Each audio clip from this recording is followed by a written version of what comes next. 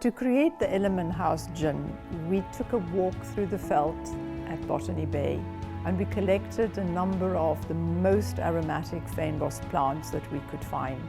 Brought that back to the Inverroche distillery and together with our master distillers created a recipe that features the key notes that we experienced while we were there. So they're citrusy and floral, subtle woody undertones, and it really is a creation that speaks of a place and is a showcase of distilled creativity.